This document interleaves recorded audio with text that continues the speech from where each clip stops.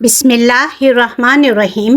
Domestic abuse یعنی گھریلو تشدد یہ ایک ایسا مسئلہ ہے جو ہر گھر، ہر محلہ، ہر سماج میں موجود ہے۔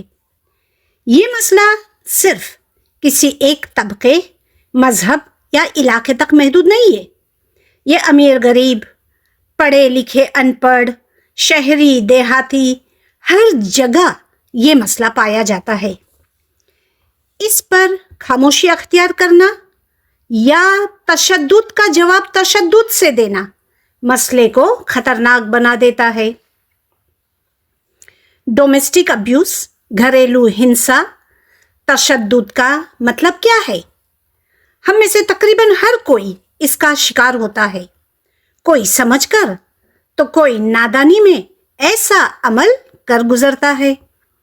بعد میں کبھی کبھی اسے ریئلائز بھی نہیں ہوتا، اسے احساس بھی نہیں ہوتا ہے کہ یہ اس نے کیا کر دیا۔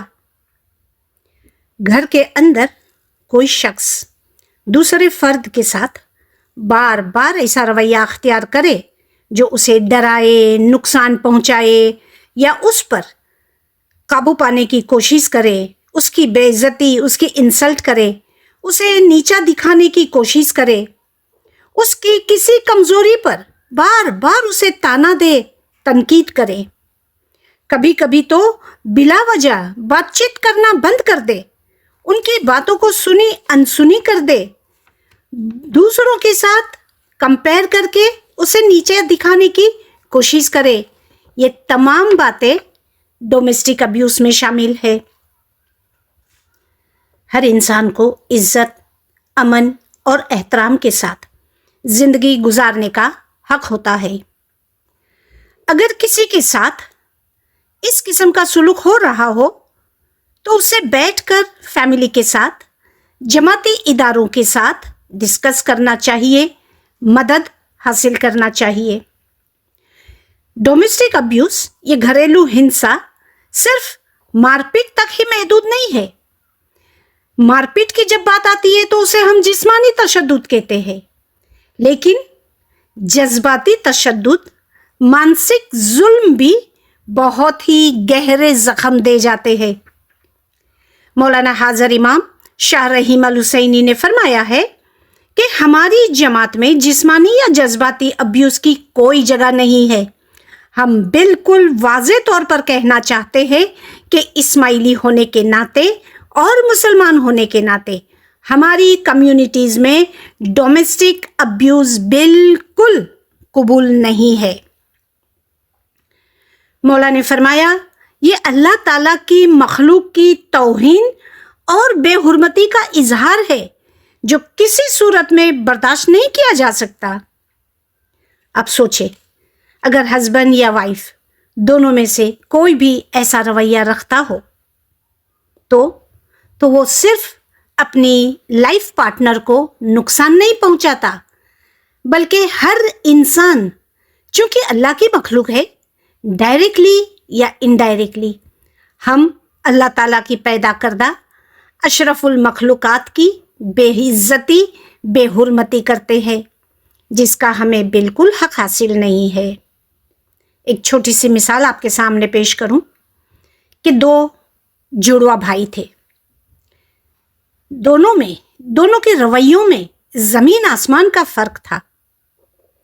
ایک بھائی کو بیوی پر ظلم کرنے کی وجہ سے جیل میں ڈالا۔ انٹرویور نے ان سے اس کی وجہ پوچھی کہ دونوں بھائی، دونوں جڑواں ایک ہی ماحول میں پلے بڑھے، پھر بھی دونوں میں اتنا فرق کیوں؟ ایک بھائی نے جواب دیا کہ ہمارے والد ہماری ماں پر بہت ہی ظلم کرتے تھے، ہم بچپن سے یہ دیکھ رہے تھے۔ جو جیل میں تھا اس نے کہا کہ میں نے بچپن ہی سے اپنی ماں پر ہوتے ہوئے ظلم کو دیکھ کر پلان کیا تھا کہ جب میری وائف میری زندگی میں آئے گی، میں بھی اسی طرح جوتوں کی نوک پر اس کو رکھوں گا، اس پر ظلم کروں گا، اس سے بھی زیادہ۔ جب دوسرے بھائی سے پوچھا گیا تو اس نے کہا کہ جب میں نے اپنی ماں کو اس تکلیف میں کراہتے ہوئے दुखी होते हुए देखा तो मैंने उसी वक्त खुद को तैयार किया कि जब मेरी ज़िंदगी में कोई औरत आएगी, मेरी वाइफ आएगी, तो मैं उसे शख्सी आज़ादी दूंगा, उसे प्यार से रखूंगा। अगर उससे कोई गलती भी हो जाएगी तो बिठाकर उसे समझाऊंगा और फिर माफ़ कर दूंगा, और अगर मुझसे कोई गलती हो जाएगी तो मैं उससे माफ़ी मांग लूँगा। गुजराती में कहते हैं कि धरती नो छेड़ो घर, यानी ये पूरी ज़मीन, खुदा की ये जो कायनात है, उसका एंड होता है घर पर जाकर। लोग कहीं भी जाते हैं, घूम फिर कर जब अपने घर आते हैं तो उनको सुकून मिलता है। मोहब्बत, सुकून, रहम और एहतराम की जगह घर होनी चाहिए, न कि डर और तकलीफ़ की वजह कि बाहर से घर में एंटर होते हुए इंसान सोचे कि पता नहीं अब मैं अंदर जाऊंगा तो पता नहीं मेरी बीवी मुझसे लड़ेगी, क्या कहेगी।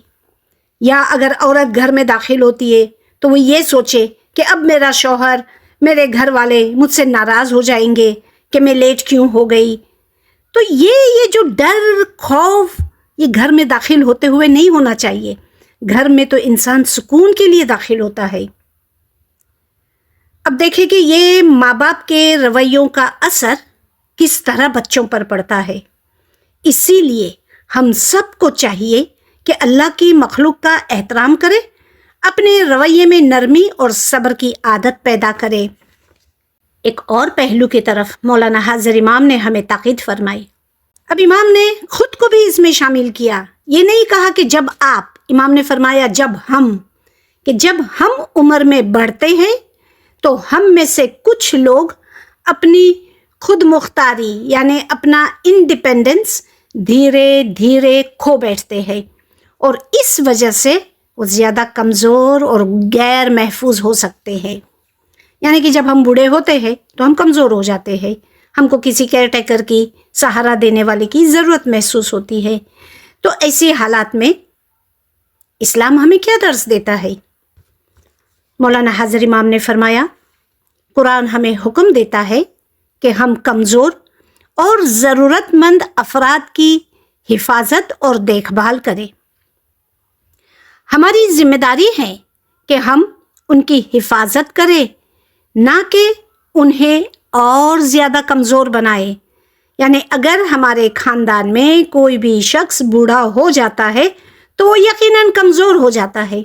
तो कुरान हमें दर्स देता है कि ऐसे कमज़ोर और ज़रूरतमंद लोगों की हमको हिफाजत और देखभाल करनी चाहिए। अल्लाह ताला ने कुरान में फरमाया इस सूरह निसा में कि उनके साथ यानी बुज़ुर्गों के साथ नेकी और हुस्न सुलूक के साथ ज़िंदगी गुजारो। यानी हमारे ख़ानदान के बड़े बूढ़ों के साथ हुस्न सुलूक के साथ, अच्छे बर्ताव के साथ हमें ज़िंदगी गुजारनी चाहिए।